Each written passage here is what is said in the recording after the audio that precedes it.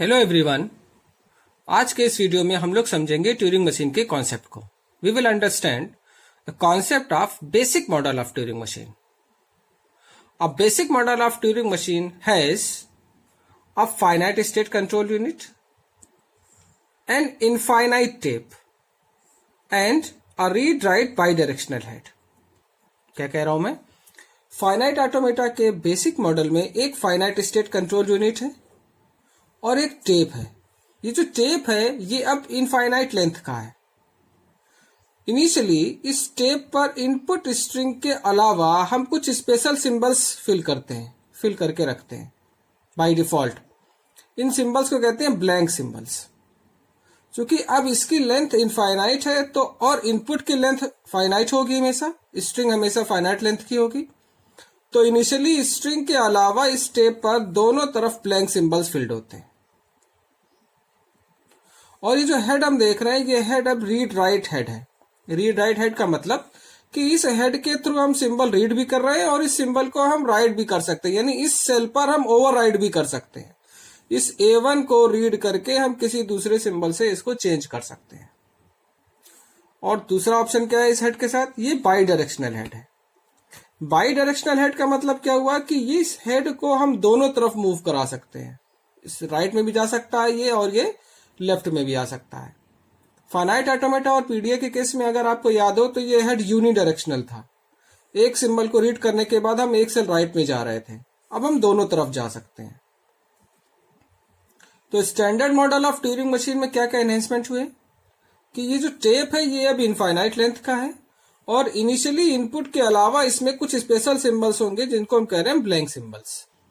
और ये जो हेड है अब ये हेड सिर्फ रीड हेड नहीं है, यूनिडायरेक्शनल नहीं है। This head is now read write head and this is bidirectional. That means we can move this head in both the directions. Right में भी जा सकते हैं और लेफ्ट में भी आ सकते हैं, और इस सिंबल को जिसको रीड कर रहे हैं इसको चेंज भी कर सकते हैं। Let's take a situation in which we are reading symbol AK and the machine is at state QI। हम QI स्टेट पर हैं और किसी समय किसी स्ट्रिंग के AK सिंबल को रीड कर रहे हैं। तो हम क्या कर सकते हैं, इस AK सिंबल को हम लोग किसी दूसरे सिंबल से चेंज कर सकते हैं, जिसको कह रहे हैं write operation. So we are reading AK and we can change this AK also। Here you can see this symbol AK is now changed with the symbol X। तो ऐसे कह रहे हैं कि हम राइट ऑपरेशन कर रहे हैं और इस हेड को हम राइट में मूव करा रहे हैं और स्टेट QI से क्या हो जा रही है, QJ हो जा रही है। तो ये हेड राइट में मूव कर रहा है, AK को हम X में चेंज कर रहे हैं और स्टेट QJ हो जा रही है।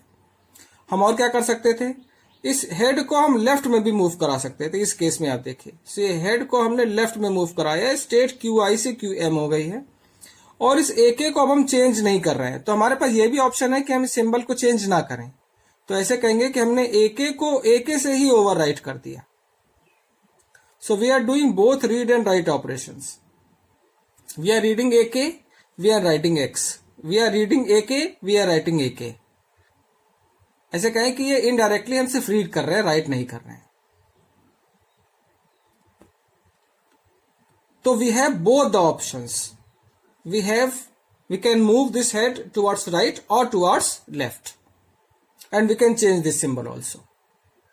So by this way we can define a transition. तो क्या क्या चेंजेस हुए ट्यूरिंग मशीन में? ये टेप जो है ये टेप अब इनफाइनाइट लेंथ का है और ये जो हेड है ये हेड अब read write bidirectional head है। इन दो एनहेंसमेंट्स के बाद हम ये कह सकते हैं कि ये जो ट्यूरिंग मशीन है ये अब किसी भी लैंग्वेज को एक्सेप्ट कर सकती है। This Turing machine can be made for any recursive enumerable language, for any context sensitive language, for any context free language, or for any regular language. This is the most powerful computing model of all the machines. Formally, Turing machine को हम 7 tuples की help से define करते हैं। 7 tuples Q sigma delta Q naught F tau and this blank symbol। ये 5 tuples ये वही tuples हैं जो फाइनाइट ऑटोमेटा में भी थे और ये 2 टपल्स एक्स्ट्रा हैं, tau which is for tape alphabet and this blank is for special blank symbol, special symbol which will be there apart from input initially in the tape. So Q is the set of all internal states, sigma is input alphabet, this delta is for transition function, Q naught is for initial state, this F is set of final states and this tau is tape alphabet. इस tape alphabet में सारे ही symbols आ जाएंगे जो tape में रह सकते हैं. ये इनपुट अल्फाबेट सिंबल्स भी, ब्लैंक भी, और वो सिंबल्स भी जो हम किसी इनपुट को रीड करने के बाद राइट करेंगे, ओवर राइट करेंगे राइट ऑपरेशन के थ्रू. तो वो सारे ही सिंबल्स इस टेप पर आ जाएंगे, वो टेप अल्फाबेट का पार्ट होंगे. यानी कि ये जो इनपुट अल्फाबेट है that is also the subset of this tau. This blank symbol will be the member of this tau also. And वो सिंबल्स भी जो हम राइट करेंगे किसी सिंबल को रीड करने के बाद. तो इन 7 टपल्स की हेल्प से हम ट्यूरिंग मशीन को डिफाइन करते हैं. और ट्रांजिशन फंक्शन की मैपिंग क्या होगी कि हम किसी समय किसी स्टेट पर होंगे और किसी टेप सिंबल को रीड कर रहे होंगे, स्टेट चेंज करेंगे और टेप सिंबल को कुछ चेंज करेंगे. यानी जिस सिंबल को हमने रीड किया है हम उसी जगह पर उसी सेल पर कुछ राइट भी कर सकते हैं. ये इसको इंडिकेट कर रहा है. और हमको ये भी बताना होगा कि ये जो हेड का डायरेक्शन है ये लेफ्ट की ओर होगा या राइट की ओर होगा. That means after reading this symbol at state this Q, head will move towards right or towards left. This will be told by this third element. For example, अगर हम इस केस को देखें तो मशीन QI स्टेट पर है तो हम कैसे डिफाइन करेंगे. QI और A के सिंबल को रीड कर रही है. We will write AK here. So this is the member from Q and this is the member from tau you can say. तो क्या डिफाइन होगा, हम स्टेट QJ पर जा रहे हैं. We are moving to state QJ and इस AK को अब हम लोग किससे चेंज कर रहे हैं, X से. So we will write X here. So ये AK सिंबल चेंज हो रहा है किससे चेंज हो रहा है, X से. So it means this QJ is from Q, this X is again from this alphabet tau. And now we have to tell whether this head will move towards right or towards left. So in this case it is moving towards right, so we will write R here. So we can write R oblique L here. So we have to choose one of this option. Like in this case, machine is at state QI, it is reading the symbol AK. But now the next state is QM, so we will write QM here. And since we are not doing any changes in this input symbol, so we will write AK again here. And this head is now moving towards left, so we will write L here. So the transition function of the Turing machine can be defined using this mapping. So at any point of time हम लोग किसी state पर होंगे, किसी input symbol को किसी tape symbol को read करेंगे, स्टेट चेंज करेंगे और इस सिंबल को हम लोग चेंज भी कर सकते हैं, राइट कर सकते हैं कोई दूसरा सिंबल. और हेड जो है वो लेफ्ट या राइट किसी भी डायरेक्शन में मूव कर सकता है. So by this way we can define any transition of Turing machine. Now let's try to construct a Turing machine for the language AN BN n greater or equal to 1. इसको करने के लिए देखिए मैंने यहाँ पर एक एग्जांपल में एक स्ट्रिंग ले रखी इसी लैंग्वेज की 3 टाइम्स A 3 टाइम्स B. तो मशीन का इनिशियल कॉन्फ़िगरेशन क्या होगा, ये स्ट्रिंग टेप पर होगी, इसके अलावा अगल बगल ब्लैंक सिंबल्स होंगे और मशीन इनिशियल स्टेट पर होगी और इसके पहले सिंबल को रीड कर रही होगी. क्या अप्रोच है इसको करने के लिए, हम इस A को X में कन्वर्ट करेंगे. क्योंकि हमको जितने A हैं उतने ही B चाहिए, तो हम क्या करेंगे, एक A के करस्पॉन्डिंग एक B को रीड करेंगे. तो पहले हम पहले A को रीड करेंगे, इसको X में कन्वर्ट करेंगे और फिर आगे मूव करेंगे इसके करस्पॉन्डिंग B के लिए. जैसे ही B मिलेगा उस B को हम लोग Y में कन्वर्ट करेंगे और फिर पीछे आएंगे और फिर से इसी प्रोसेस को दोहराएंगे. दूसरे A को X में कन्वर्ट करेंगे, इसके करस्पॉन्डिंग दूसरे B को Y में कन्वर्ट करेंगे, फिर पीछे आएंगे, तीसरे A को X में कन्वर्ट करेंगे, तीसरे B को ढूंढेंगे, तीसरे B को Y में कन्वर्ट करेंगे, फिर पीछे आएंगे. ऐसे करते हुए हम लोग हर एक ए के करेस्पॉन्डिंग एक बी को रीड करेंगे। कैसे रीड करेंगे? ए को एक्स में कन्वर्ट करेंगे और बी को वाई में कन्वर्ट करेंगे। तो पहला रूल क्या होगा अपना? क्यू नॉट पर ए रीड करेंगे,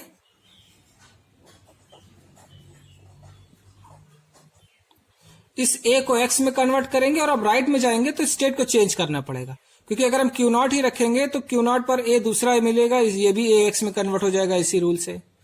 तो we will change the state, we will go to Q one state, ये ए को एक्स में कन्वर्ट करेंगे और राइट में मूव करेंगे। तो इस रूल को अप्लाई करने के बाद पहला वाला ए एक्स में कन्वर्ट हो जाएगा और हम राइट में आ जाएंगे, स्टेट Q1 होगी और अगले ए को रीड कर रहे होंगे। अब इस ए को हमें कुछ नहीं करना है, हमको आगे बढ़ना है कहां तक? जब तक क्या ना मिल जाए? बी। तो Q1 पर अगर ए मिल रहा है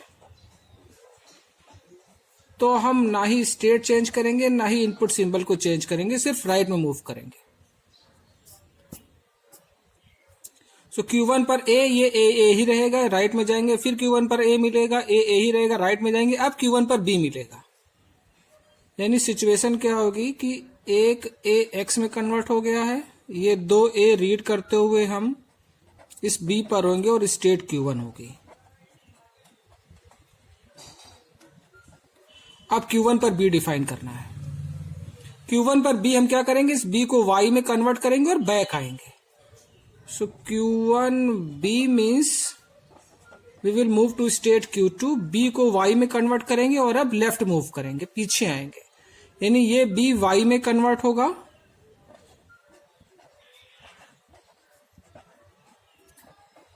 और हम एक मूव पीछे आएंगे और अब स्टेट चेंज कर देंगे, Q2 कर देंगे।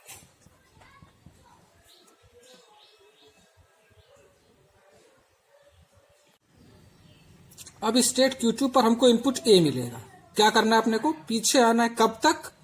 जब तक ये X ना मिल जाए। जैसे ही X मिलेगा हम राइट मूव करेंगे और फिर से स्टेट Q0 कर देंगे और इस सेकंड वाले A को रीड करने लगेंगे। तो Q2 पर A पीछे आना है,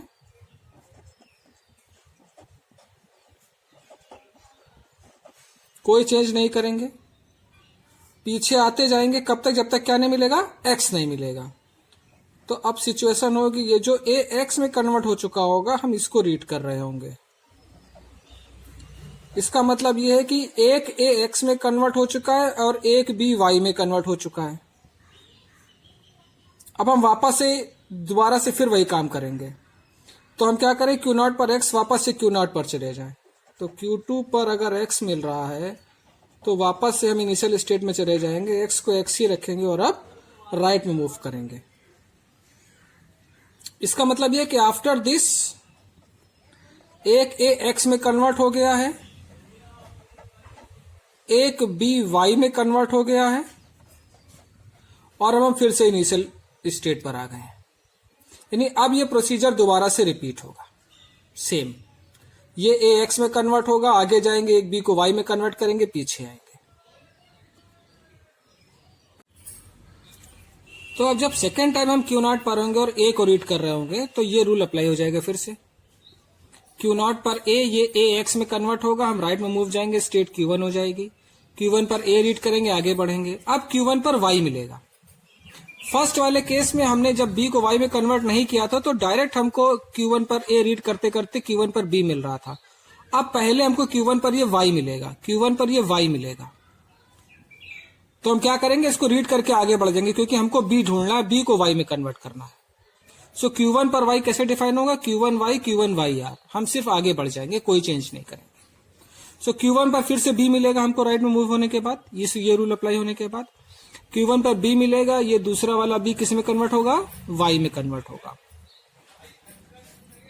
तो ये दो A X में कन्वर्ट हो गए, ये Y में कन्वर्ट हो गया।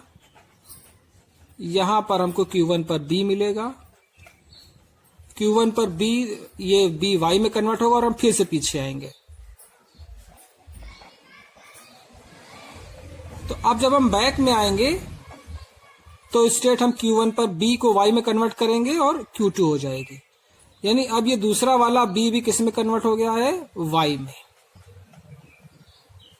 अब Q2 पर Y मिलेगा, फर्स्ट केस में जब हम पहली बार में Q1B को Y में कन्वर्ट कर रहे थे तो पीछे आ रहा था Q2 पर A मिल रहा था, ये Y नहीं मिल रहा था।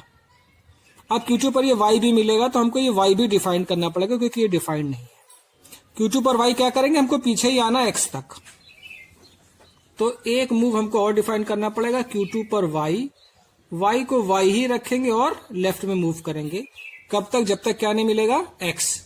जब Q2 पर X मिलेगा तो वापस से हम Q0 पर चले जाएंगे, यानी Q2 पर Y, YL, Q2 पर A, AL पीछे आते जाएंगे और फिर सिचुएशन हमारे पास होगी कि हम वापस से स्टेट Q0 पर आ गए होंगे। 2A X में कन्वर्ट हो गए हैं, 2B Y में कन्वर्ट हो गए हैं और एक B इधर बचा हुआ है, ऐसा। अब फिर से Q0 पर A रीड होगा, ये A X में कन्वर्ट होगा।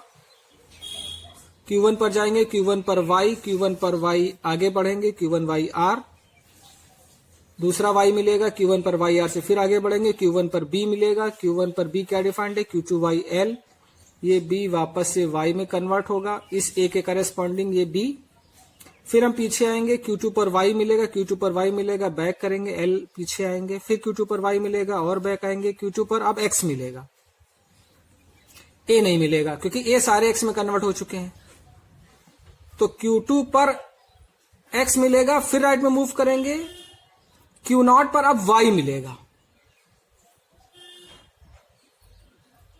क्या सिचुएशन होगी, ये तीनों A X में कन्वर्ट हो गए होंगे और तीनों B Y में कन्वर्ट हो गए होंगे और अब इनिशियल स्टेट पर A न मिलकर के Y मिल रहा होगा। Q0 पर Y मिलने का मतलब यह है कि अब सारे A X में कन्वर्ट हो गए, अब एक भी A नहीं बचे हैं, तो अब एक भी B भी नहीं बचे होने चाहिए। तो Q0 पर Y से अब हम आगे मूव करेंगे और ये चेक करेंगे कि कहीं कोई B तो बचा नहीं है। अब हमको सिर्फ ब्लैंक मिलना चाहिए Y के बाद। तो Q0 पर Y अगर मिलेगा तो हम एक नई स्टेट Q3 पर चले जाएंगे, Y को Y ही रहने देंगे और अब राइट में मूव करेंगे, यानी कि इसके बाद हम लोग बिना कोई चेंज किए हुए Q3 पर चले जाएंगे। अब Q3 पर Y रीड करेंगे और आगे बढ़ते जाएंगे जब तक ब्लैंक नहीं मिलेगा। ब्लैंक मिलेगा Q3 पर तो हम फाइनल पर चले जाएंगे। तो Q3 पर Y कोई चेंज नहीं करेंगे, राइट में मूव करेंगे। फाइनली Q3 पर हमको ब्लैंक मिलना चाहिए, B नहीं मिलना चाहिए। जैसे ही हमको ब्लैंक मिलेगा हम फाइनल स्टेट पर चले जाएंगे और ब्लैंक को ब्लैंक ही रहने दें।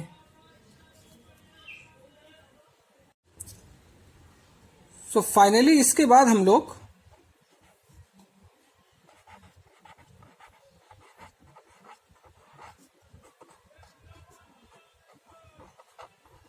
Q3 ब्लैंक पर पहुंचेंगे और Q3 ब्लैंक का मतलब यह है कि अब हम इसके बाद फाइनल स्टेट पर चले जाएंगे। सो इसके बाद finally we will move to final state. Now at this point of time we can move in both the directions. इस Q3 से हम इधर भी जा सकते हैं, इधर भी आ सकते हैं, कोई फर्क नहीं पड़ रहा। और QF पर हम कोई ट्रांजिशन डिफाइन नहीं करेंगे, तो ये मशीन QF पर कोई भी ट्रांजिशन नहीं मिलेगा इसको, तो ये QF पर हॉल्ट हो जाएगी। क्या कह रहा हूं मैं कि हम QF पर कोई भी ट्रांजिशन डिफाइन नहीं कर रहे हैं। तो QF पर कोई भी ट्रांजिशन डिफाइन ना करने का मतलब यह है कि मशीन को QF पर कोई भी ट्रांजिशन डिफाइंड नहीं मिलेगा और ये मशीन वहीं पर हॉल्ट हो जाएगी। देखिए ट्यूरिंग मशीन में क्या है, हमारा टेप चूंकि इनफाइनाइट लेंथ का है, इसलिए ये कभी भी एंड ऑफ स्ट्रिंग पर नहीं पहुंचेगा, फाइनाइट ऑटोमेटा या पीडीए की तरह। तो मशीन कब रुकेगी, जब कोई भी ट्रांजिशन उसको अनडिफाइंड मिलेगा, और उस समय हम ये चेक करेंगे कि हम फाइनल स्टेट पर हैं या नॉन फाइनल स्टेट पर हैं। अगर मशीन नॉन फाइनल स्टेट पर हॉल्ट हो रही है, मींस नॉन फाइनल स्टेट पर मशीन हॉल्ट हो रही है, उसको कोई ट्रांजिशन अनडिफाइंड मिल रहा है, तो कहेंगे कि वो इनपुट एक्सेप्ट नहीं होगा। और अगर मशीन फाइनल स्टेट पर हॉल्ट हो रही है, like in this case, then we will say that this string is accepted by the Turing machine. So the acceptability of a string by a Turing machine will be defined like when the machine will halt. If it halts at final state, then that string is said to be accepted. Otherwise, the string is not accepted. So finally, language AN BN के लिए Turing machine में ये transition rules आएंगे। इन transition rules को हम लोग transition diagram की help से भी रिप्रेजेंट कर सकते हैं। सो इस ट्यूरिंग मशीन को अगर हम लोग ट्रांजिशन डायग्राम की हेल्प से रिप्रेजेंट करेंगे तो ये डायग्राम आएगा। यहां देख लें, Q0 पर अगर इनपुट A है तो हम Q1 पर मूव कर रहे हैं, Q0 पर अगर इनपुट A है तो हम Q1 पर जा रहे हैं, A को X में कन्वर्ट कर रहे हैं और राइट में मूव कर रहे हैं। तो किसको कैसे लिखेंगे? A/X मीन्स Q0 पर हम A रीड कर रहे हैं, A को X में कन्वर्ट कर रहे हैं और राइट में मूव कर रहे हैं, और स्टेट ट्रांजिशन Q0 से Q1 पर हो रहा है। ऐसे ही Q1 पर अगर इनपुट A आ रहा है तो Q1 से वापस Q1 पर आ रहे हैं, A को A ही रहने दे रहे हैं और राइट में मूव कर रहे हैं। ये सेकेंड वाला रूल। ऐसे ही Q1 पर अगर इनपुट Y आ रहा है, Q1 पर इनपुट अगर Y आ रहा है तो वापस से Q1 से Q1 पर ही जा रहे हैं, Y को Y रहने दे रहे हैं और राइट में मूव कर जा रहे हैं। ऐसे ही Q2 को देखें तो ये तीन ट्रांजिशंस है, इनपुट A, इनपुट Y और इनपुट X। A इनपुट आएगा तो A को A रहने देंगे, लेफ्ट में मूव करेंगे। Y इनपुट आएगा तो Y को Y रहने देंगे, लेफ्ट में मूव करेंगे। स्टेट Q2 से Q2 ही रहेगी। इनपुट अगर X आएगा तो Q2 से Q0 पर चले जाएंगे, X को X रहने देंगे और राइट में मूव करेंगे। ये वाला रूल। ऐसे ही Q0 पर अगर हमको Y मिलता है तो हम Y को Y रहने देंगे, राइट में मूव करेंगे और स्टेट Q3 पर आ जाएंगे। Q3 पर Y मिलेगा, Y को Y रहने देंगे, राइट में मूव करेंगे और Q3 से स्टेट Q3 पर ही रहेगी। Q3 पर फाइनली ब्लैंक हमको मिलेगा, हम ब्लैंक को ब्लैंक रहने देंगे, राइट में मूव करेंगे और फाइनल स्टेट पर पहुंच जाएंगे। ये फाइनल ट्रांजिशन में हम लोग यहाँ लेफ्ट भी लिख सकते हैं, तो हम किसी भी तरफ जा सकते हैं, लेफ्ट में या राइट में, कोई फर्क नहीं पड़ रहा है, क्योंकि फाइनल स्टेट पर हम किसी भी ट्रांजिशन को डिफाइन नहीं कर रहे हैं। तो जब भी इनपुट ऐसा होगा जो इस लैंग्वेज को बिलोंग कर रहा होगा, हम इस QF पर हॉल्ट हो जाएंगे, क्योंकि QF पर कोई भी ट्रांजिशन डिफाइंड नहीं है। और अगर ऐसा कोई इनपुट है जो इस लैंग्वेज को बिलोंग नहीं करता है तो हम इनमें से किसी स्टेट पर हॉल्ट हो जाएंगे। Q0, Q1, Q2, Q3 में से किसी स्टेट पर हॉल्ट होंगे, और इसका मतलब यह है कि वो इनपुट एक्सेप्ट नहीं होगा। So by this way we can check or we can construct the Turing machine for this language.